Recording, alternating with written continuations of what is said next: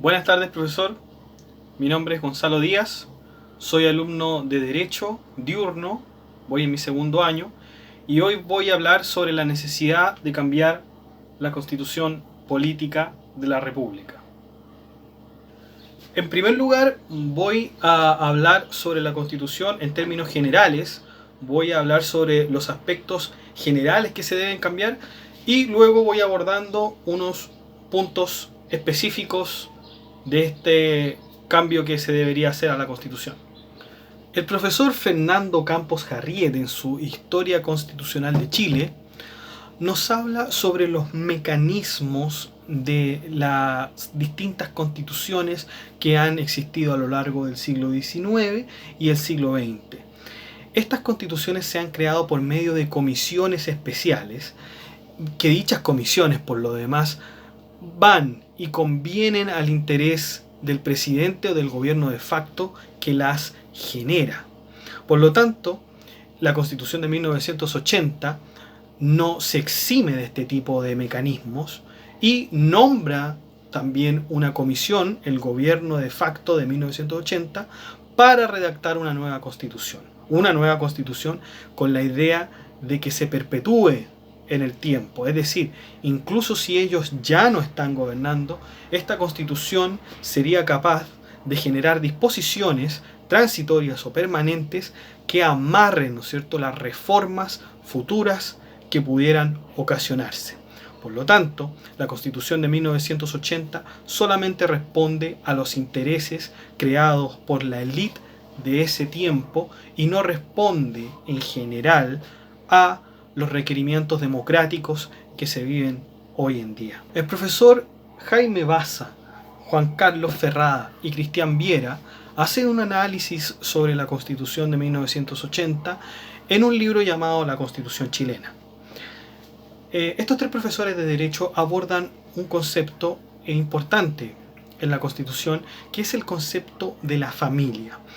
¿Cómo entiende la Constitución de 1980 la familia? Si uno lee el artículo primero, en el inciso 2, se dice que la familia es el núcleo fundamental de la sociedad. En efecto, la familia es muy importante. Sin embargo, ¿qué considera o qué entiende como familia la Constitución? En efecto, eso aquello mismo que entiende el Código Civil, es decir, el matrimonio. El matrimonio es entendido en el Código Civil entre un hombre y una mujer. Y la Constitución también lo entiende de ese modo, incluso también considerando el contexto de aquellos años.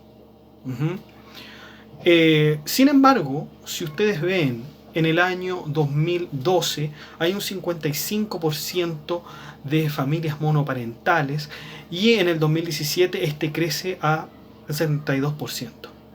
Por lo tanto, vemos que la Constitución, ¿no es cierto?, no considera a las familias monoparentales, que son la mayoría, ¿no es cierto?, que son la mayoría de las familias que existen en Chile, quedando, ¿no es cierto?, el matrimonio en un quizás segundo plano, si ustedes lo quieren poner de ese modo. Por otro lado, también se habla sobre la separación de poderes, este concepto, ¿no es cierto?, de Montesquieu, que nos habla sobre el poder ejecutivo, el poder legislativo y el poder judicial en cuanto a su independencia. Sin embargo, la Constitución de 1980 otorga amplias facultades al poder ejecutivo, es decir, al presidente, interfiriendo, ¿no es cierto?, en el poder legislativo, generando leyes o incluso pudiendo recurrir al Tribunal Constitucional para declarar la inconstitucionalidad de las leyes.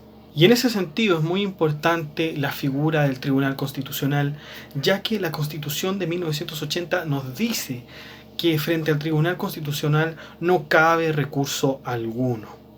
Sin embargo, la Corte Suprema ha podido desechar los argumentos y las apelaciones del Tribunal Constitucional.